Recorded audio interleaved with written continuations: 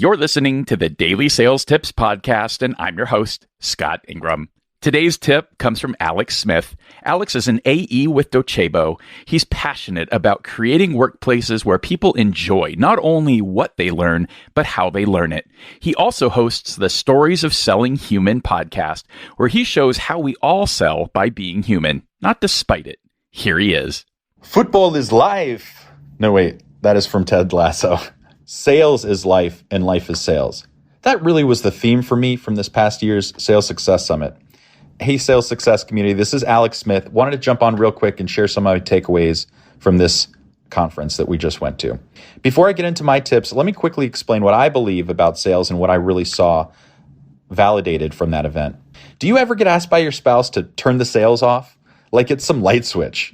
I know I do. But what are we really turning off anyways? See, I believe the best sales rep, they can't just turn it on and off. I think the best of us are playing an infinite game when it comes to sales. So, just ask yourself, how many times are you practicing the same skills in life that make you great at sales in your day-to-day? Maybe you're understanding how your managers like to receive info. Maybe you're empathizing with what's going on in your spouse's day-to-day. See, listening isn't a dirty word to some people, but somehow sales is. Kind of weird how that works, huh? Well, you may be familiar with the concept of finite and infinite games, but let me break it down. So Simon Sinek has a relatively new book. He breaks down the concept, but essentially finite games are those that have known players, fixed rules, agreed upon objectives. Infinite games have known and unknown players. Rules are changeable. We can play however we want, and the objective is to stay in the game as long as we can to perpetuate it for the good of the whole. And I think sales is one of those games that demands an infinite mindset. Just think about it. You can win a deal, but you don't win self-awareness. You can win top rep, but you don't win curiosity. You can win a job interview, but no one wins community. See, that's what I love about this podcast, this event, all of you. Something from one percenter may hit me differently than it hits you. Totally fine. We can all learn from each other in the post-conference thoughts as much from the presentation in the moment. So I encourage you to reach out to a presenter that resonated with you or an attendee, have a one-on-one talk. See, as Jack Wilson told us, we all have the curse of knowledge. We think we know something that seems common sense in sales, but common sense isn't always common. Reach out, tell people what you've learned. Our goal really shouldn't be to reach some mastery of sales. I don't really want to find the sales goat. I think goats are for mountain rangers and sportscasters to debate. I care about constantly learning from each other to perpetuate the sales profession and to help us all. Yes, there's going to be finite games within our infinite game, our numbers, our quarterly goals, but I hope we all approach our sales jobs not with a finite win now mindset, but with an infinite one instead.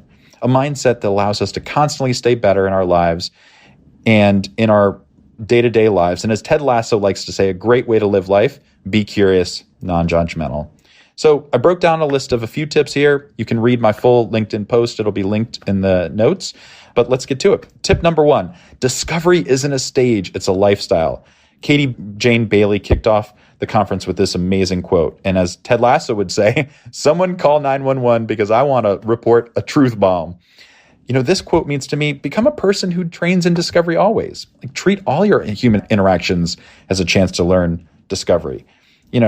You can always seek to understand people deeply, not to use it against them to move them to a stage, because you're genuinely curious and you want to know. Ask your Uber driver how they got into driving. Ask your niece about her favorite iPad game. Ask your spouse what do they love about what they get to do every day. Take on this lifestyle of curiosity. I guarantee you'll be better on your next demo. Tip 2, spotting tire kickers. Katie Jane also had a great tip. She sets criteria and spots things when things are going great and not. So she likes to ask, what's the purpose of this trial? What's the decision criteria? And then third, she sets barriers within it. So if the client isn't matching her level of effort and investment, she can see it. And then she can politely say, look, maybe this trial isn't right at this point, just because in my experience, the most successful trials require investment on both sides. Tip 3, asking the failed project question. Loved this question. Sarah Brazier hit us with, and she loves to ask this to her client. Have you ever had a failed software project? You could insert anything into this. You could ask, have you ever had a failed buying process with whatever you sell? Think that question can bring out so many stories, cut through surface level stuff. People want to mitigate failure. And if that question doesn't bring out an emotional answer, I don't know what would. Next tip. DeJuan Brown's quote, "Your work speaks for itself, but it could be whispering if it doesn't take into account the person." He was referring to managing up and working with your leaders. And to effectively manage up, he challenged us to treat our managers like our best clients. When your manager gives you something to do, instead of saying, "Right away, boss," say, "Seek to understand how they like to receive info. What problems are we solving? What's their personality like? What goals are with the ask?" Know your managers and their style, and you'll connect with them better. Next tip. Constantine Johns had a few quotes that really impacted me. The first one, "To admit the limitations of one's perspective is usually the only way to get more out of it."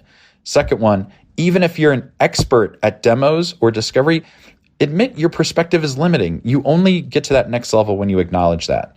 And this quote really hit me hard. "Don't focus on the outcome. Commit to being the person who achieves it." So powerful. I want to be the top rep at my company, but there's a lot I can't control about that outcome. If I don't achieve number one, I have nowhere to go. Instead, I'm going to commit to becoming the person who does that in my daily actions. And I'm going to let that be my achievement. Then my goal is more about who I'm becoming than what I'm chasing. Next tip, and this is the final one. This goes to mental health in sales. And my tip is simple. Let's all commit to ending the stigma of mental health in sales. If you're on your bike or whatever, you're clapping and hopefully cheering for that. But the statistics say someone you work with is hurting but has no one to talk to. So keep a lookout for signs someone's struggling. Offer to listen to colleagues. Speak up in cultures that seem toxic. Be willing to share your story to colleagues so you can promote vulnerability. Uncrushed is a great organization promoting safe spaces for these conversations to happen, and I'm excited to see what they do with this platform and the donation that we made to them. In closing, I feel so great to be part of this community. It's been a trying year for me personally, and when people ask me how I'm doing, though, I like to share my final favorite Ted Lasso quote to explain it, and I sometimes use his accent. It really describes how I feel from finding this group of professionals and how grateful I am to this community. So when someone asks me, "Alex, how's it been a year into the new job?" I tell them, "You know what? I feel like I fell out of the lucky tree, hit every branch on the way down, and I ended up in a pile of cash and Sour Patch Kids." Thank you, everyone. Have a great day. You can connect with Alex on LinkedIn and also subscribe to his Stories of Selling Human podcast. And of course, we've got those links for you at DailySales.Tips/1010. Once you've done that, be sure to come back tomorrow for another great sales tip. Thanks for listening.